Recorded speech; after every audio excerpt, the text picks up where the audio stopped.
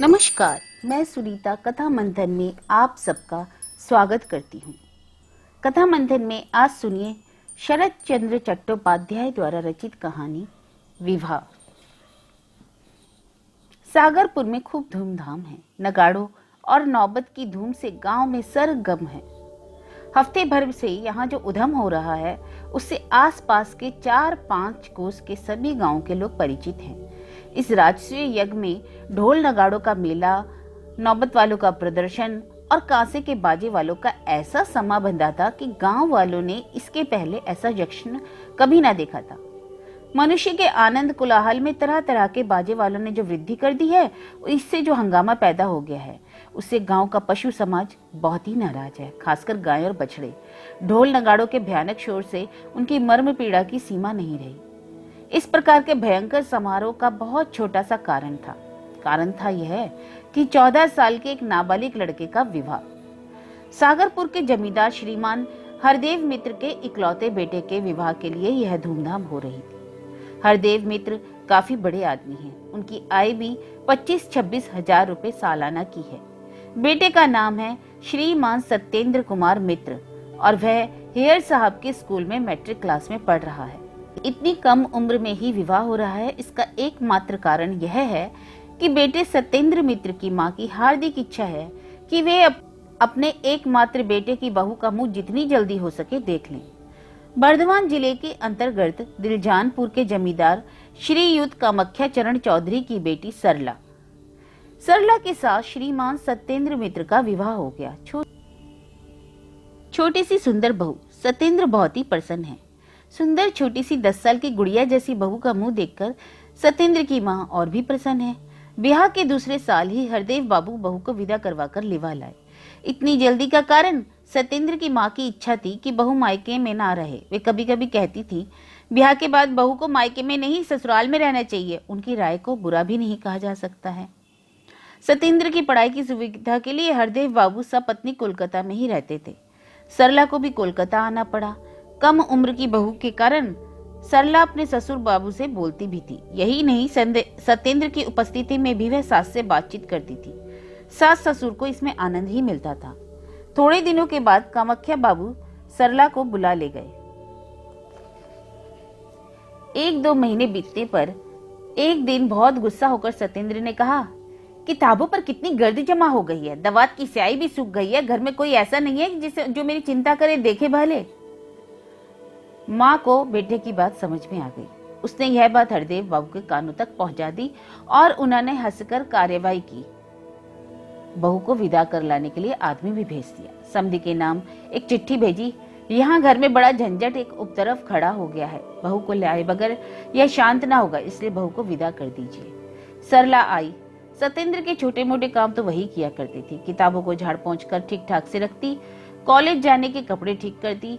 वह वस्तु बहुत सतर्क से रखती कि कहीं जल्दी में कमीज की 2 बाहों में 2 तरह के बटन न लग जाए, खाने में देर ना हो जाए, कॉलेज की घंटी बजने ही वाली है, जल्दी में किसी पांव के जूते न बदल जाए, गंदी कमीज को चादर से ढककर न जाना पड़े। इन सब बातों की फिक्र सरला ही करती और सरला के ना रहने पर यह सब गड़बड़ियां हो जाती थी। अतः सरला ही यह सब अपने ऊपर लादी रहती, क्योंकि किसी और के किए काम सत्येंद्र को भाते ना थे। सुशीला सरला की बड़ी बहन है। उसके बच्चे का अन्नप्राशन है, इसलिए कामाख्या बाबू अपने नाती के अन्नप्राशन के उत्सव के लिए सरला को विदा कराने कोलकाता आए। सुशीला ने सरला व सत्येंद्र के नाम निमंत्रण के साथ विशेष अनुरोध करके बुलाने का पत्र भी भेजा था। सरला इधर 3 साल से अपने मायके गई नहीं थी। सत्येंद्र भी जाने को राजी हो गया और बहुत प्रसन्नता पूर्वक कामाख्या बाबू बेटी दामाद के साथ वापस हुए।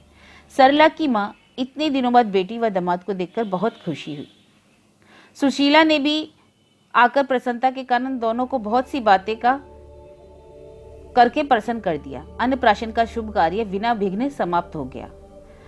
अब सत्येंद्र ने घर वापस जाना चाहा। सास ने इस प्रस्ताव को किसी तरह न माना और कहा, इतने दिनों बाद तो आना हुआ है, कुछ दिन और ठहर जाना, तब जाना। सरला ने भी रोका। सत्येंद्र 2-4 दिन के लिए ठहर गया और फिर 2-4 दिन और गुजर गए। फिर भी सरला ने जाने की अनुमति ना दी। लेकिन बिना जाए काम कैसे चलेगा? पढ़ाई लिखाई का काफी नुकसान होगा, इम्तिहान भी पास है। चलते समय सरला ने प्रश्न किया, मुझे लिवाने कब आओगे? सत्येंद्र बोला, जब भी आना चाहोगी। तो 10-12 दिन बाद लिवा ले जाना। यह सुनकर सत्येंद्र को खुशी का ठिकाना न रहा।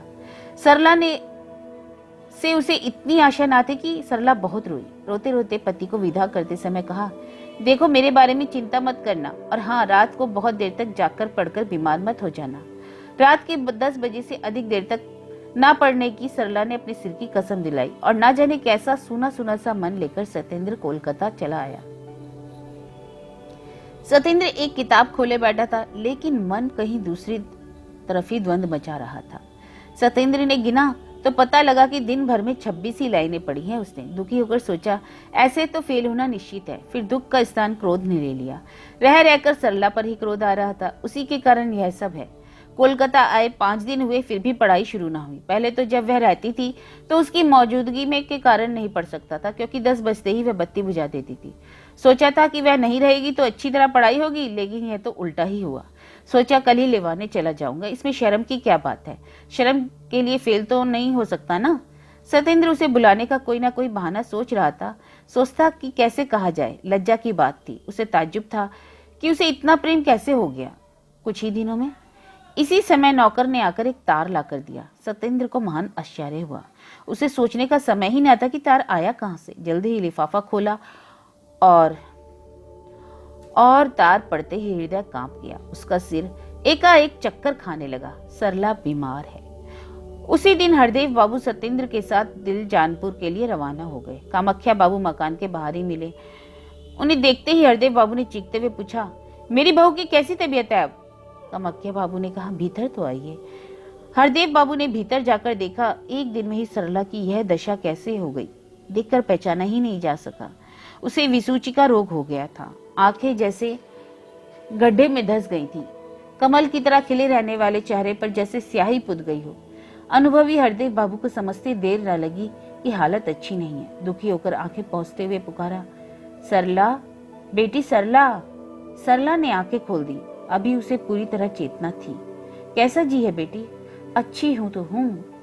दोनों ने एक दूसरे की बात समझ ली, जैसे उनमें आपसी समझौता हो। जब सब लोग वहां से हट गए तो सत्येंद्र सरला के पास आकर बैठा। घबराहट और कष्ट के कारण उससे बोला न जाता था। सूखे हुए गले की भरभराई आवाज से उसने पुकारा, सरो। चाहे गला सूखा हो या स्वर बैठा हो, इससे भला क्या अंतर? आखिर है तो वही चिर परिचित आवाज, वही प्यार की पुकार, सरो। क्या इस आवाज की पहचान में गलती हो सकती है? सरला ने आंखें खोली और देखा। पहले ही हरदेव बाबू को देखकर उसे विश्वास हो गया था कि सत्येंद्र भी जरूर आया होगा। सत्येंद्र को देखते ही जैसे वह सब कुछ भूल गई। उसकी पति से छेड़छाड़ व मजाक करने की बहुत आदत थी, और उसने तत्काल ही हंसकर पूछा, क्या लिवाने आए हो? सत्येंद्र का गला रूंध गया। किसी तरह अब तक वह आंसुओं को रोके हुए था, किंतु सरला की दशा देखकर धैर्य का बांध टूट गया। सत्येंद्र जानता था कि इस समय रोना नहीं चाहिए, लेकिन बेचारी आंखों को इतना ज्ञान कहाँ। धीरे धीरे एक एक के बाद एक, बूंद बूंद के बाद बूंद आंसू टपकने ही लगे। वे आज सरला के अंगों में समा जाना चाहते थे। उन्हें क्या पहले ऐसा योग मिला है? नहीं, कभी नहीं। सत्येंद्र या सरला के लिए क्या वे इस मौके को छोड़ दें? इसके पहले सरला ने भी कभी पति को रोते नहीं देखा था। वह भी फफक कर रो पड़ी। बहुत देर बाद आंखें पोंछकर बोली, छी, रोते हो? मर्दों को क्या रोना चाहिए? यह क्या? सरला ठीक ही समझी। चाहे भीतर की आग से जलकर वे सूख कर काटा हो जाए, पर एक बूंद बाहर न टपके। आंसू तो औरतों के हिस्से में है, पुरुषों को तो उसे छूने का अधिकार ही नहीं है। मन के कष्ट से चाहे गला भर जाए, पर रोने का अधिकार नहीं। रोगे तो औरत हो जाओगे। यह व्यवस्था क्या तुम्ही लोगों के लिए है? सरला ने सत्येंद्र का एक हाथ अपने हाथ में लेकर उसे दबाते हुए कहा, क्यों, तुम दूसरा जन्म लेने की बात मानते हो?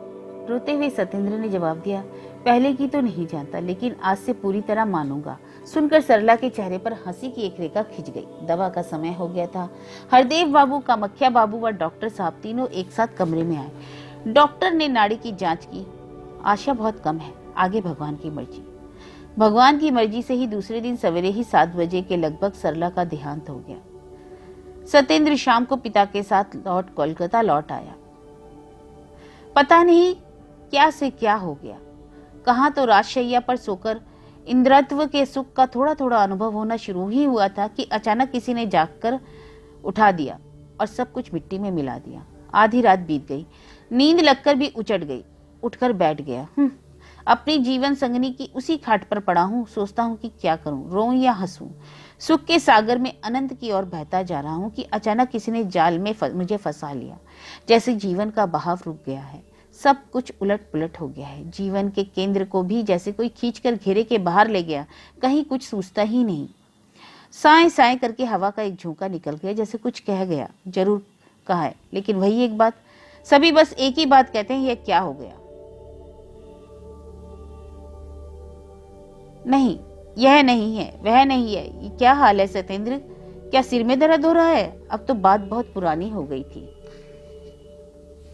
अब सो जाओ ना। अब क्या सदा खिड़की पर ही बैठा करोगे? सत्येंद्र अंधेरे में तारे खोज रहा था। सबसे मध्यम तारे की ओर वह ध्यान से देखने लगा। आंखें झपकने का नाम ही नहीं लेती थी। धीरे धीरे जाने कब थककर वह सो जाता। सवेरे नींद खोलने पर फिर वह उसी तारे को खोजता। रोशनी से उसे नफरत हो गई थी। सत्येंद्र एमए के इम्तिहान में फेल हो गया। पास होने की इच्छा भी उसे ना थी। उत्साह का दीपक बिल्कुल बुझ गया था। हरदेव बाबू सबको लेकर अब गांव चले आए। सत्येंद्र की राय थी कि यहीं से पढ़ाई करके वह अच्छी तरह इम्तिहान की तैयारी करेगा। शहर के तमाम शोरगुल में अब पढ़ाई नहीं होती, क्योंकि सत्येंद्र अब पहले जैसा नहीं रहा। उसका चेहरा देखने पर ऐसा लगता जैसे एक जमाने से उसे खाने को कुछ ना मिला हो या लंबी बीमारी से अभी अभी उठा हो। अक्सर दोपहर को वह कमरे का दरवाजा बंद करके सत्येंद्र दीवार पर टंगी तस्वीर झाड़ा पोंछा करता, अपनी बिखरी किताबें सजाता, हारमोनियम का ढक्कन उतारकर साफ करता, सरला की साफ सुथरी किताबों को भी झाड़ता पोंछता, खूब अच्छे और रंगीन कागजों पर सरला की चिट्ठी लिखता और ऊट पटांग पत्ते पर लिखकर लिफाफों को एक बक्से में जमा करता। सत्येंद्र के अंतःकरण में बार बार आवाज उठती, सत्येंद्र तुम अकेले नहीं हो। न जाने तुम जैसे कितने ही लोगों की तकदीर तुम्हारी तरह कच्ची उम्र में ही जलकर खाक हो गई। क्या सभी तुम्हारी तरह पागल हो जाते हैं? सावधान हो जाओ सत्येंद्र, हर चीज की एक सीमा होती है। स्वर्गीय प्रेम की भी एक सीमा निश्चित है। अगर सीमा को पार कर जाओगे तो कष्ट ही भोगोगे। तुम्हें कोई रोक नहीं सकेगा। सत्येंद्र की माता बड़ी होशियार है। एक दिन उन्होंने पति से कहा, देखते हो जी हमारा सत्येंद्र कैसा होता जा रहा है। हाँ देखता तो हूँ, पर क्या किया जाए। अरे दूसरा विवाह कर दो, अच्छी सुंदर बहू आएगी तो हमारा सत्य फिर बोलने चालने लगेगा, हंसने लगेगा। उसी दिन जब सत्येंद्र खाना खाने बैठा तो माँ ने बात चलाई, मेरी एक बात मानोगे बेटा? क्या? तुझे पुनः विवाह करना होगा। सत्येंद्र के चेहरे पर एक फीकी हंसी फैल गई। बोला, यह बात है तो इस उम्र में यह सब क्या होगा? माँ ने अपनी आंखों से पहले से ही आंसू जुटा रखे थे। आंसू लुढ़काकर उन्हें पहुंचते हुए उसने कहा, अरे बेटा 21 की उम्र भी क्या कोई उम्र है? हाँ, सरला को याद आने पर यह बात करने का मन नहीं करता, लेकिन अब मन अकेला रहने को भी नहीं करता। और दूसरे ही दिन हरदेव बाबू ने सत्येंद्र को बुलाया और यही बात की। सत्येंद्र बोला नहीं, चुप रहा। हरदेव बाबू पुरानी कहावत के अनुसार समझ गए, मौन यानी सम्मति का लक्षण। सत्येंद्र अपने कमरे में आया और सरला की तस्वीर के सामने खड़ा होकर बोला, सुनती हो सरो, मेरा विवाह होगा। तस्वीर बोलती नहीं, और बोलती भी तो क्या कहती, यही ना अच्छी बात है, और भला क्या कहती। और सत्येंद्र का दूसरा विवाह कोलकाता में हुआ। शुभ दृष्टि के रस्म के समय सत्येंद्र ने देखा लड़की बहुत सुंदर है। सुंदर होने दो, सोचा, सिर पर एक बोझा पड़ा है। विवाह के बाद 2 साल तक नलिनी ससुराल नहीं आई, नैहर में ही रही। तीसरे वर्ष ससुराल आई। चांद सी बहू का चेहरा देखकर सास ने सरला को भुलाने की कोशिश की। घर गृहस्थी एक बार फिर संजोने की कोशिश की, लेकिन रात में जब नलिनी व सत्येंद्र आसपास सोते तो दोनों ही एक दूसरे से बातचीत भी ना करते। नलिनी सोचती, आखिर इतनी उपेक्षा क्यों? और सत्येंद्र सोचता, जाने ये कौन कहाँ की है जो मेरी सर्रों की जगह आकर सो जाया करती है। नहीं, बहू लज्जा के मारे पति से बातें नहीं कर पाती, और सत्येंद्र प्रसन्नता कि बोलती नहीं, सो जाती है तो अच्छा ही है। एक रात अचानक सत्येंद्र की नींद खुल गई तो देखा बिछौना खाली पड़ा था। चारों ओर गौर से देखा कि कोई खिड़की पर बैठा है। खुली खिड़की से आती चांदनी में नलिनी के चेहरे का हिस्सा ही दिखा, जो उस समय बड़ा ही आकर्षक लगा। नींद की खुमारी में सत्येंद्र ने बार बार देखा, चांदनी की चमक में नलिनी बहुत सुंदर लग रही थी। सत्येंद्र ने कान लगाया, नलिनी रो रही थी। सत्येंद्र ने पुकारा, नलिनी। नलिनी चौंक पड़ी। क्या पतिदेव ने उसे पुकारा? नलिनी की जगह कोई और होता तो क्या करता? सो तो नहीं जाता, पर वह चुपचाप पास आकर बैठ गई। सत्येंद्र ने कहा, रोती क्यों हो? क्यों रो रही हो? आंसुओं के बहने का वेग दुगना हो गया। नलिनी की 16 वर्ष की उम्र में पति की यही प्यार की बातें हैं। बहुत देर तक मुंह के भीतर ही भीतर रो चुकने पर आंखें पहुंचकर नलिनी ने धीरे से कहा, तुम्हें क्या मैं बिल्कुल नहीं सुहाती? पता नहीं क्यों सतेंद्र को भी भीतर से रोना आ रहा था, पर अपने को रोककर उसने कहा, क्या कहा? सुहाती नहीं? किसने कहा? केवल मैं तुम्हारी खोज खबर नहीं रख पाता इसलिए? नलिनी चुपचाप सुनती रही। कुछ देर नीरव रहने के बाद सतेंद्र ने फिर कहा, सोचा था कि यही बात किसी से ना कहूंगा, क्योंकि कहने से कोई लाभ नहीं, पर छिपाऊंगा भी नहीं। सभी बातें साफ साफ कह दूंगा तो तुम मेरी हालत को समझ सकोगी। मैं क्या करूं? मैं अभी भी सरला को, अपनी पहली स्त्री को भूल नहीं पाया। भूल सकूंगा इसका भरोसा नहीं, ना तो इच्छा है, ना लगता है कि कभी भूल पाऊं। तुम एक अभागे से बांध दी गई हो, ऐसा भी विश्वास नहीं कि मैं तुम्हें कभी सुखी कर सकूंगा। तुम्हें मालूम ही है ना, मैंने अपनी मर्जी से तुमसे विवाह नहीं किया, और फिर अपनी मर्जी से तुमसे प्रेम भी कैसे करूं? गहरी रात के सन्नाटे में दोनों यूं ही बड़ी देर तक बैठे रहे। सतेंद्र समझ गया कि नलिनी रो रही है। क्या वह भी रोया था? एक के बाद एक सरला की बातें उसे याद आती रही। धीरे धीरे उसका वही चेहरा आंखों के सामने आ गया जब सरला ने पूछा था, क्या लिवाने आए हो? याद आ गया तो बिना बुलाए ही आंसुओं ने सतेंद्र की दृष्टि धुंधली कर दी। वे फिर गालों पर बहकर नीचे गिरने लगे। आंखें पहुंचकर सतेंद्र ने नलिनी के दोनों हाथों को अपने हाथों में लेकर कहा, मत रो नलिनी, मेरा इसमें कितना हाथ है जानती हो। कोई नहीं समझता कि दिन रात मैं अपने भीतर ही भीतर कैसी यातना सह रहा हूँ। मेरा मन बड़ा दुखी है। अगर कभी यह दुख दूर हो सका तो शायद तुम्हें प्यार दे सकूं, और तभी तुम्हें जतन से रख सकूंगा। इस प्रकार से विषाद भरे स्नेह की बातों का अर्थ और मूल्य भला कितने लोग जान सकते हैं। नलिनी समझदार है और उसे पति की वेदना का अंदाज है। उसका पति उसे प्रेम नहीं करता, यह उसने पति के मुंह से ही सुना, पर वह पति पर रूठ भी ना सकी। उसने मान अभिमान भी नहीं किया। बेवकूफ लड़की, अगर इस 16 वर्ष की उम्र में भी नहीं रूठेगी, अभिमान नहीं करेगी, तो भला फिर कब करेगी? लेकिन नलिनी सोचती थी, रूठना, अभिमान दिखाना पहले है या पति पहले है? उस दिन के बाद नलिनी की चिंता और परेशानी का एकमात्र विषय बन गया कि पति का दुख कैसे कम हो, वह क्या करे कि पति सौत की याद भुला सके। यह उसने एक बार भी नहीं सोचा। व्यथा में कोई व्यथा बांट ले, कष्ट में कोई सहानुभूति दिखा दे, दुख की बात भी कोई आग्रह व दिलचस्पी से सुने तो उससे बढ़कर दुनिया में दूसरा साथी न होगा। इसके बाद सतेंद्र कभी कभी नलिनी की बीते दिनों को बातें बताया करता। अब तो कई कई रातें उसी एक ही तरह की बातें सुनते सुनते बीतने लगी। ऐसा नहीं कि केवल सतेंद्र ही बातें करता, नलिनी भी पूर्ण आग्रह के साथ उन पूर्व प्रेम की बातों को खोद खोद कर सुनती। 2 साल बीत गए। नलिनी की उम्र अब 18 साल की थी। अब उसे पहले की तरह कष्ट नहीं है। पति भी अब उसका अनादर नहीं करता। उसने जबरदस्ती ही पति के प्रेम पर अधिकार भी पा लिया। फिर जोर जबरदस्ती करके जो कुछ लेना जानता है वह उसे सहेज कर रखना भी जानता है। अब उसे कोई कष्ट नहीं। सतेंद्र आजकल पबना का डिप्टी मजिस्ट्रेट है। पत्नी की कोशिशों से और उसकी सेवा से एकाग्रचित्त के प्रेम से वह बिल्कुल बदल गया। कचहरी के काम के बाद वह नलिनी के साथ बैठकर गपशप करता है, और तो और कभी कभी गाना बजाना और हंसी मजाक भी होता है। सब मिलकर सतेंद्र अब बहुत कुछ आदमी बन गया है। मनुष्य जो चीज प्राप्त नहीं कर पाता वही उसके लिए महान प्रिय सामग्री बन जाती है। मनुष्य का ऐसा ही स्वभाव है। अगर वह अशांति में है तो शांति खोजता है, और अगर वह शांति में रहता है तो जाने क्यों बरबसी अशांति को अपने पास घसीट लाता है। छल को जानना पकड़ना मानो आदमी का सहज स्वभाव है। जो मछली भाग जाती है क्या वह बड़ी होती है? सतेंद्र भी आखिर मनुष्य ही है। मनुष्य का स्वभाव तो बदलेगा नहीं। इतने प्यार, इतनी कोशिश, इतनी शांति जीवन के बीच में कभी कभी अशांति की बिजली कौंध ही जाती है। एक क्षण के लिए बिजली जो हलचल पैदा कर देती है, उसे संभालने में नलिनी को काफी मेहनत करनी पड़ती। कभी कभी तो हारने लगती, जैसे अब उसके संभाले ना संभलेगा और इतनी मेहनत बेकार ही जाएगी। नलिनी से चींटी बराबर भी कभी गलती नहीं होती थी, और हो जाती तो सतेंद्र सोचता, सरला होती तो शायद ऐसा ना होता, या ऐसा होता ही क्यों, सो तो ईश्वर जाने, शायद ना होता, या हो सकता है इससे भी चौंकना हो जाता। लेकिन इससे क्या होता है, मछली जो भाग गई है।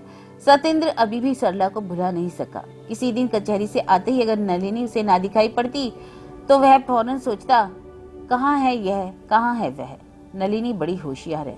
वह सदा पति के पास ही रहती है, क्योंकि उसे यह मालूम है कि उसका पति कभी उसकी सौत को भुला नहीं सका। एक बार की भूल भी जाए तो ऐसी भी इच्छा नलिनी की नहीं है, लेकिन बेकार की याद कर करके अपने मन को दुखी करना यह भी तो ठीक नहीं है। इसलिए वह ज्यादातर उसी के पास रहने की कोशिश करती। सरला को चाहे भूले ना भूले, पर अब उसका अनादर नहीं करते, यही क्या कम है? नलिनी के लिए यही बहुत है। गोपीकांत राय पबना के ही एक प्रतिष्ठित वकील हैं। उनका भी एक मकान कलकत्ते में है, नलिनी के घर के पास ही। कोई पुराना रिश्ता है और इसलिए नलिनी उन्हें काका कहकर पुकारती है और उनकी धर्मपत्नी को काकी। यह काकी कभी कभी उसके पास यहाँ आती थी। गोपी बाबू भी कभी समय निकालकर चले आते। गांव के नाते के अपने इस चचिया ससुर को सतेंद्र पूरा आदर देते। दोनों घरों में थोड़ी दूरी रहने पर भी आपस में काफी हिलमिल था। कभी कभी नलिनी भी काका के घर घूमने जाती। एक तो काका का घर, दूसरे उनकी लड़की हेमा से गहरी मित्रता, बचपन की सहेली ठहरी। कोई किसी को कैसे छोड़े। उस दिन 12 बजे थे। सतेंद्र कचहरी गया था, कोई काम ना था, इसलिए नलिनी चित्र बनाने बैठ गई। तभी एक गाड़ी गड़गड़ाती हुई आकर डिप्टी साहब के दरवाजे पर रुकी। कौन आया होगा? हेमा ही होगी, सोचने की जरूरत नहीं। और बड़े शोर शराबे के साथ हेमा आ पहुंची और आते ही हेमा ने एकाएक नलिनी के बाल पकड़ लिए और बोली, अरे भाई, अब ज्यादा पढ़ने लिखने की जरूरत नहीं है, उठो तो उठो उठो उठो, हमारे घर चलो। कल भैया की बहू आई है ना। बहू आई है तो उसे साथ क्यों नहीं लेती आई? हेमा बोली, ये कैसे हो सकता था? अभी तो नई नई आई है, एकाएक तेरे घर यहाँ कैसे आ जाए? तो मैं भी क्यों जाऊं? नलिनी ने कहा। हेमा ने हंसकर कहा, अरे तू तो सिर के बल जाएगी, मैं तुझे अभी घसीटे ले चलती हूँ, और फिर जब बाल पकड़कर खींचा जाए तो ले जाया जाए तो नलिनी ही क्या सभी चले जाएंगे। बहरहाल नलिनी को भी जाना पड़ा। जाने में नलिनी को खास आपत्ति थी, क्योंकि एक बार हेमा के यहाँ जाने पर लौटने में बड़ी देर हो जाती है। कई बार तो ऐसा हो गया कि हेमा के यहाँ नलिनी गई और लौटी जब सतेंद्र कचहरी से वापस आ चुके थे। ऐसी स्थिति में जब घर में नलिनी न रहती तो सतेंद्र को बड़ी दिक्कत व परेशानी होती। यूं परेशानी को वह ध्यान में लाई या नहीं, पर नलिनी को बड़ी लज्जा व कलेश होता, क्योंकि नलिनी को मालूम था कि कचहरी से आकर उसके हाथों द्वारा पंखे की हवा खाए बिना पति की गर्मी शांत नहीं होती, और इसे तो ईश्वर की ही मर्जी कहेंगे ना कि काफी प्रयत्न करने पर भी नलिनी 7 बजे से पहले घर वापस ना आ सकी। और घर आकर उसने देखा कि सतेंद्र अखबार लिए बैठे थे और अभी तक कुछ खाया पिया नहीं। खिलाने का प्रबंध नलिनी ने अपने ही हाथ में ले रखा था। पास पहुंचते ही पर सतेंद्र हंस पड़ा, और नलिनी को उसका हंसना अच्छा न लगा। वह मन ही मन भीतर से कांप गई। आसन बिछाया और नलिनी ने पति को जलपान कराने की कोशिश की, लेकिन सतेंद्र ने कुछ छुआ नहीं। उसे बिल्कुल भी भूख ना थी। काफी मनाने पर भी जब कुछ ना खाया तो नलिनी समझ गई कि वह पति उसके रूठे हुए हैं। आज हेमा की विदाई थी, ससुराल जाएगी। उसके पति उपेंद्र बाबू लिवाने आए। इधर कई दिनों से नलिनी हेमा से मिल भी ना सकी थी, इसलिए बहुत दुखी होकर हेमा ने उसे मिलने के लिए आने को कहलवाया। नलिनी ने प्रतिज्ञा की है कि वे बिना पति की आज्ञा के कहीं भी नहीं जाएगी। अब अगर प्रतीक्षा की रक्षा के लिए पति की इंतजारी करती है तो प्रिय सखी से भेंट ना हो सकेगी। नलिनी बड़े झंझट में फंस गई। हेमा 3 बजे की गाड़ी से चली जाएगी, फिर पति तो इसके बाद ही आएंगे, आज्ञा कैसे ली जाए। बहुत मानसिक वाद विवाद के बाद नलिनी ने जाने का निश्चय किया और जाते समय दासी से कहा, ठीक 3 बजे राय बाबू के यहाँ गाड़ी भिजवा दे। नौकरानी ने समय से गाड़ी भेजी भी, लेकिन हेमा 3 बजे की गाड़ी से नहीं गई, इसलिए उसने नलिनी को भी किसी तरह नहीं जाने दिया। बहुत जिद करने पर भी हेमा ने उसे नहीं छोड़ा। हेमा बहुत दिनों के लिए ससुराल जा रही थी और अब न जाने कब भेंटो, इसलिए अपनी प्यारी सहेली को इतनी आसानी से कैसे आने देती। नलिनी वह यह कहने से शर्माती थी कि वह इसलिए जल्दी जाना चाहती है कि देर होने से पति नाखुश होंगे, और फिर ऐसी बात सहज ही कोई कैसे कहे।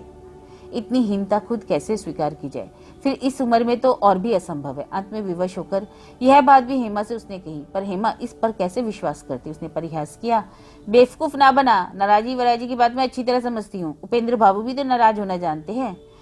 उसकी बात तो हेमा ने हंसकर उड़ा दी, पर नलिनी को बहुत तकलीफ हुई। कैसे कहती कि सब के पति एक ही ढांचे के नहीं बने रहते, क्या सभी उपेंद्र बाबू की तरह होते हैं। नलिनी जब घर वापस आई तब रात के 10 बज चुके थे। इतनी रात बाद जब आकर उसने पता लगाया तो जाना कि सतेंद्र बाबू बाहर ही सो गए। मातांगनी उर्फ मातू नलिनी के नेहर की नौकरानी है। वह नलिनी के साथ आई थी, पुरानी नौकरानी। वह नलिनी से बहुत स्नेह रखती थी। इसी स्नेहवश उसने आज नाराज होकर नलिनी को 10-20 बातें सुना दी। घर भर में केवल उसी को यह बात मालूम थी। सतेंद्र बाबू ने बहुत गुस्सा होकर ही बाहर के कमरे में बिस्तर लगाने को कहा था। गहरी रात में जब अपने बिस्तर पर सत्येंद्र आंखें मूंदे अपनी पूर्व स्मृतियों को याद करने का प्रयत्न कर रहा था और मन ही मन विचार कर रहा था कि इतने दिनों से भूला हुआ कमल की तरह खिला सरला का चेहरा, नलिनी का चेहरा कुछ मिलता है या नहीं, जबकि उसके मन में सरला के प्रेम के सामने नलिनी का प्रेम सागर के सामने पोखर का जल मात्र था। तभी बहुत धीरे से कमरे का दरवाजा खुलकर नलिनी कमरे में आई। सत्येंद्र ने आंखें खोलकर देखा, नलिनी ही थी। आकर सत्येंद्र के पास बैठ गई। सत्येंद्र ने आंखें बंद कर ली। इसी तरह सन्नाटे में काफी समय बीत गया। तब सत्येंद्र नाराज हुआ, करवट बदलकर पुरुष के मान के अनुरूप स्वर में पूछा, तुम यहाँ कैसे? नलिनी रोने लगी। कुछ जवाब न था। अपराधी को रोते देखकर डिप्टी साहब का गुस्सा और बढ़ गया, इसलिए तेज आवाज में बोले, बहुत रात हो गई, जाओ भीतर जाकर सो जाओ। लेकिन वो रोती रही। आंसू पोंछकर धीरे से बोली, तुम भी चलो ना वहीं सोने। सत्येंद्र ने सिर हिलाकर कहा, मुझे बहुत तेज नींद आ रही है, अब नहीं उठ सकता। रोने से सत्येंद्र का गुस्सा बढ़ता है, यह नलिनी जानती है, इसलिए उसने आंसू पोंछ डाले। पति के सामने कभी न रोएगी। धीरे से पति के पांव पर हाथ रखकर कहा, सिर्फ इस बार मुझे क्षमा कर दो, यहाँ तुम्हें सोने में तकलीफ होगी, भीतर चलो। लेकिन सत्येंद्र ने जैसे प्रतिज्ञा कर ली थी कि अब वह भीतर नहीं जाएगा। उसने कहा, इतनी रात बीते, अब तकलीफ की बात सोचना बेकार है, तुम जाकर सो, मैं भी सोऊं। नलिनी सत्येंद्र को खूब अच्छी तरह जानती थी। विवश होकर लौट आई और सारी रात रोते रोते बिता दी। नलिनी ने मन ही मन कहा, अरे हेमांगनी, एक बार आकर देखती क्यों नहीं? नाराजी वराजी की बात अच्छी तरह समझती है ना, मन मिटावे ना इस झगड़े को। दूसरे दिन भी सत्येंद्र घर के भीतर नहीं गया, न नलिनी के ही सामने आया। नलिनी ने एक चिट्ठी माता के हाथ भिजवाई। सत्येंद्र ने उसे बिना पढ़े ही फाड़कर फेंक दिया और माता को डांटा, अब यह सब मत लाया करो, समझी? 4-5 दिन बाद एक दिन अचानक नलिनी के बड़े भाई नरेंद्र बाबू पबना से आए। अचानक भैया को आया देखकर नलिनी बहुत ही प्रसन्न हुई, लेकिन अचानक आने से आश्चर्यचकित भी काफी थी। कैसे है भैया? नरेंद्र ने हंसकर नलिनी से कहा, घर चलने के लिए इतनी ज्यादा क्यों उतावली हो बहन? उतावली? इस बात का मतलब नलिनी उस समय समझ गई। उसने हंसकर कहा, तुम लोगों को बहुत दिनों से नहीं देखा था। उस दिन पति के चरणों में प्रणाम करके नलिनी अपने भाई के साथ गाड़ी में बैठकर चली गई। तो उस रात सत्येंद्र 1 मिनट को भी न सो सका। वह रात भर चिंता में डूबा ही रहा। सोचता रहा, इतना ना करने से भी काम तो चल ही सकता है। रह रहकर पछता भी रहा था। कई बार उसके मन में आया, समय है, अभी गाड़ी वापस मंगाई जा सकती है, पर हाय रे पुरुष का अभिमान, उसी के कारण नलिनी को भी जाना पड़ा। वह वापस भी ना आ सकी। जाते समय मातू भी नलिनी के साथ ही आई। वह अकेली ही इस अचानक विदाई के कारण का अर्थ भी न जानती थी। नलिनी ने मातू को खास तौर पर मना कर दिया था कि वह घर में किसी से इस बात का जिक्र ना करे। नलिनी समझती थी कि अगर किसी तरह यह बात खुल गई तो उसके पति की ही बदनामी होगी। वह अच्छे हो या बुरे, कोई उसके पति की आलोचना या बुराई करेगा तो उसे अच्छा न लगेगा। नेहर पहुंचकर नलिनी ने माँ व पिता को प्रणाम किया। छोटे भाई को गोद में उठाकर प्यार किया। सब कुछ किया, पर हंस ना सकी।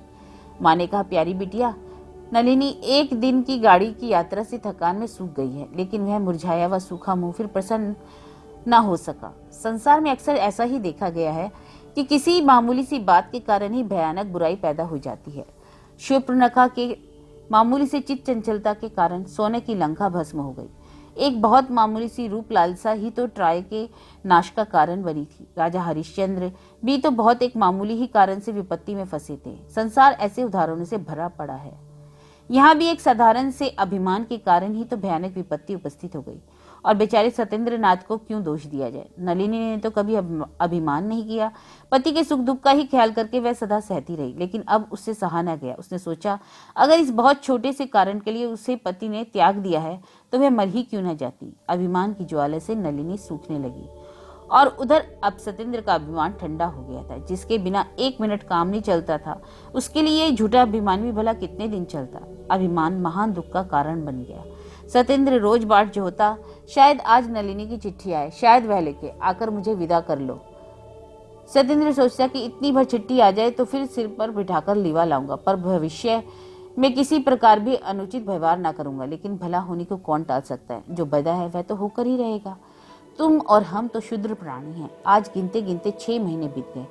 अभागिनी नलिनी ने कुछ भी ना लिखा, एक चिट्ठी नहीं। सत्येंद्र का पापी मन टूट गया, पर झुका नहीं। 6 महीने किसी तरह कटे, पर अब एक एक दिन सत्येंद्र पर भारी हो रहा था। जब मन की सहन शक्ति घटने लगी तो अभिमान फिर ताजा होने लगा। सत्येंद्र का अभिमान भी ताजा हो गया, फिर उसे क्रोध भी जुड़ गया।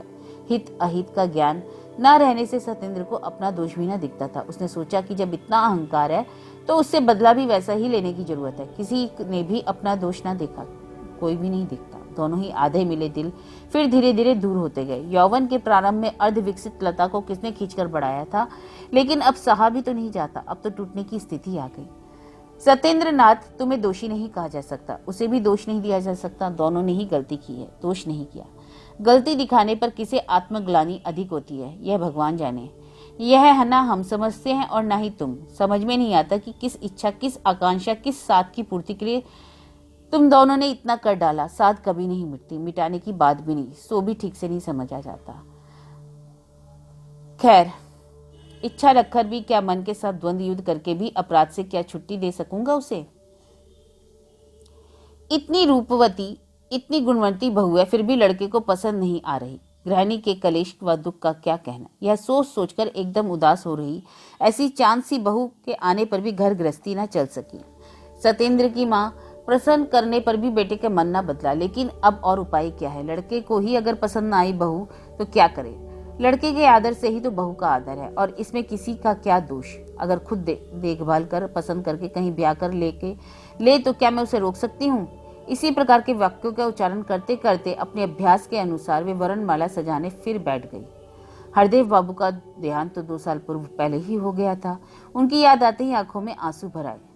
फिर सरला की याद आई, फिर नलिनी की याद आई। आंसुओं की धारा का वेग माँ के मन में बढ़ता ही गया। जाने अब कैसी बहू आएगी। सत्येंद्र के पिता होते तो शायद अभागिनी की ऐसी हालत, ऐसे दिन न उसे देखने पड़ते। सत्येंद्र ब्याह करके आया, माँ वरण करके दोनों को घर में ले आई।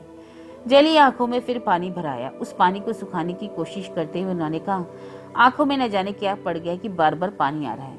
और गिरीबाला बहुत ही मुंहफट लड़की है, जो चाहती है बोल देती है। नलिनी के साथ उसका बहनपा था, वह कह ही बैठी, इतनी ही उम्र में 3 बार तो हो चुका, अभी और कितनी बार जाने क्या क्या गिनेगा, कौन जानता है। बात गृहिणी ने सुनी और सत्येंद्र के कानों तक चली गई। कल ही तो सुहागरात है, कहीं से बड़े ठाट बाट धूमधाम से एक भारी भरकम सौगात आई है। वर वधू के लिए सौगात, ढाके की साड़ी, धोती, चादर और बहुत अच्छी अच्छी चीजें भी साथ है। वधू के लिए जैसे बनारसी साड़ी आई है, वैसी ही कीमती व सुंदर आज तक गांव में कभी किसी ने नहीं देखी। सभी को ताज्जुब था, सभी पूछते थे, कहाँ से आई है सौगात? माँ बार बार घूट पीकर कहती, सत्येंद्र के किसी मित्र ने भेजी है। गृहिणी ने आंखों के आंसू भी दबाए, सच समाचार भी सिपाया और रोते दिल से हंसते हुए सौगात की मिठाई बंटवा दी।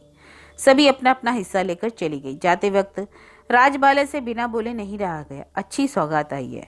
नृत्यकली ने भी कहा, क्यों ना हो, बड़े आदमियों के यहाँ तो ऐसी ही सौगातें आती हैं। धीरे धीरे यह बात दब गई। योग माया बोल उठी, अच्छा बताएं कि फिर से ब्याह क्यों किया आखिर? ज्ञानदा ने कहा, क्या जाने बहन, कोई छिपी बात जरूर होगी, वरना वह पूरी रूप गुण से भरी बहू थी। क्या मालूम, कुछ समझ में नहीं आता। रासमणि नाई की बेटी है, उसकी दशा अच्छी है, देखने सुनने में भी बुरी नहीं, अच्छी है। हाँ, जरा नाक जरा चपटी है।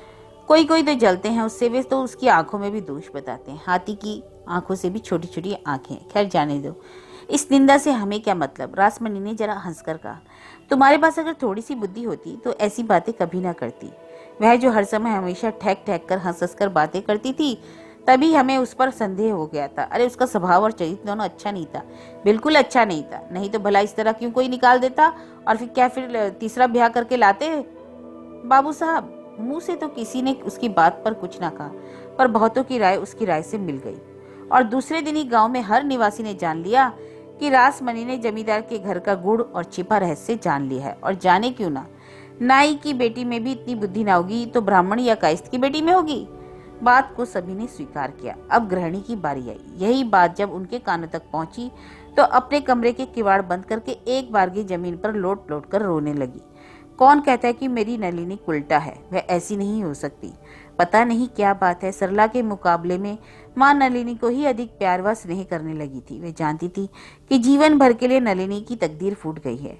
माँ ने मन ही मन सोचा, कोशिश करूंगी सत्येंद्र रखे तो अच्छा ही है, नहीं तो मैं उसे लेकर काशीवास करूंगी। अभागिनी को इस जन्म के सभी साधों पर पानी फिर गया।